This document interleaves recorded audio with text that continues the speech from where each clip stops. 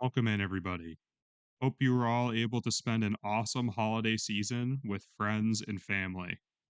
Just like last week, I might sound a little bit different than usual because I'm still visiting my parents and have a bit of a janky recording setup compared to what I'm used to.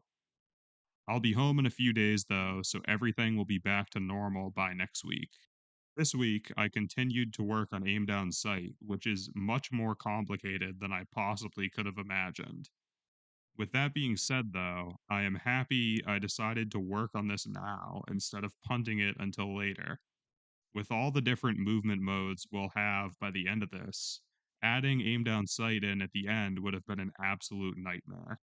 As promised, the next step in our aim down sight journey here is to rework our animation blueprints to make our animations fire correctly during the aim down sight process. Before we get to that, though, we have to discuss some theory on how aim down sight works in first person shooters. As you can see here, we are going to need some animations for each weapon to properly implement our aim down sight feature. The main animations we'll need will be applied to the upper body when the user is in the aim down sight state. We will be able to get away with just a forward, left, and right here pretty easily because they will blend together nicely. So less work for me, which is great to see. We then need a hip to aim down sight animation for each weapon as well, which you can see here. Note that it needs to be very fast and it is purely cosmetic. What I mean by this is we won't be adjusting it based on the aim down sight time, and it will be something in there to make character movement feel a little more natural. Although we could just snap right to the aim down sight animation like we do when we're swapping weapons, for example, the transition to aim down sight is inherently cleaner than weapon swapping is. With networked games, we need to anticipate some delays in animations across the network. In some animations, like weapon swapping, delays in this animation could result in some really awful behavior. The classic example is say we swap our weapon and immediately fire when the weapon swap is complete. Factoring in the latency between our PC and the server, and the client PC and the server, it's possible that on another player's screen we could be firing our weapon while the weapon swap animation is playing, which is definitely not great. That is why we can't try to play the swap animation over the network and only play it on the first person mesh for the character that we own. For aim down sight, though, it makes a logical sense for the weapon to fire, even if the hip to aim down sight animation is still happening. In summary, our best practice moving forward will be that we will have a replicated transition animation across the network if it makes sense for the player to be able to fire during the transition. But if not, we will just snap to the new state. In the animation blueprint, we simply have to add a section for aim down sight. Since we have already separated our upper and lower bodies, the aim down sight animations for the upper body should be the same in every state other than maybe prone, but we'll cross that bridge when we come to it.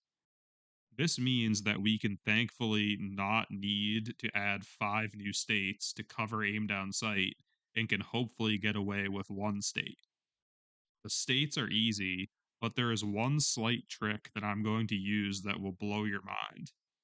If you aim down sight in a first person shooter, an animation doesn't need to be played to give you the aim down sight effect you know and love.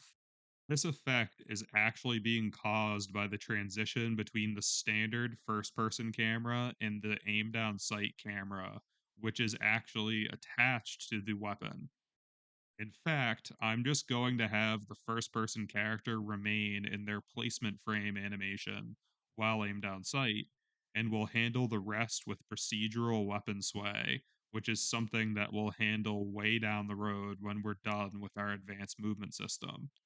But the bottom line is that we'll use our handy filter between things we care about if this is the first person mesh and things we care about if this is the third person mesh to decide whether or not we will be playing the aim down sight animations or just going right to our placement frame animation. I know there was a lot of theory there and things got a little bit heavy, but I hope you found it interesting. My hope with these videos is that people want to understand how the games they know and love actually work behind the scenes. And I fortunately know just how to explain how most of this stuff works. With that being said, though, please feel free to let me know in the comments if you're completely lost, and I'll try to make things easier to understand.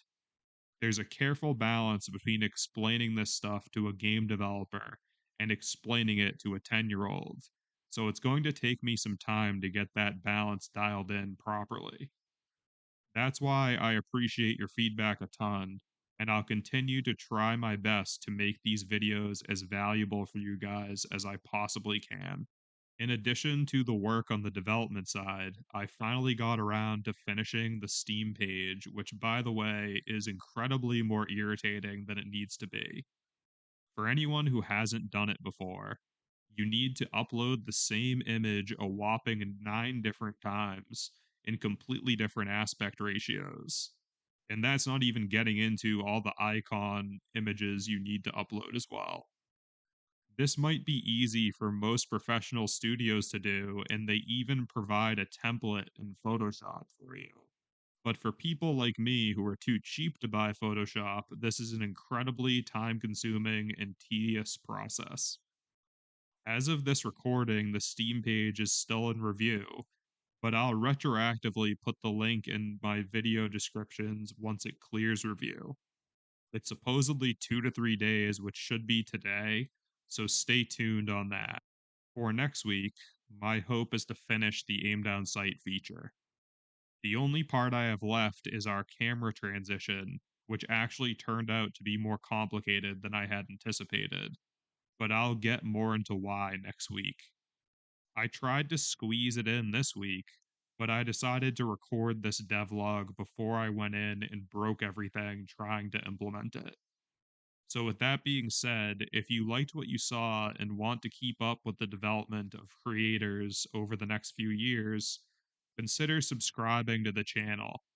I release one of these every Sunday night, and that is a streak I intend on keeping up until the game's release in November of 2025. But with that being said, I've been Steve. Thank you so much for watching, and have a happy holiday with your friends and family. I'll see you all next Sunday night.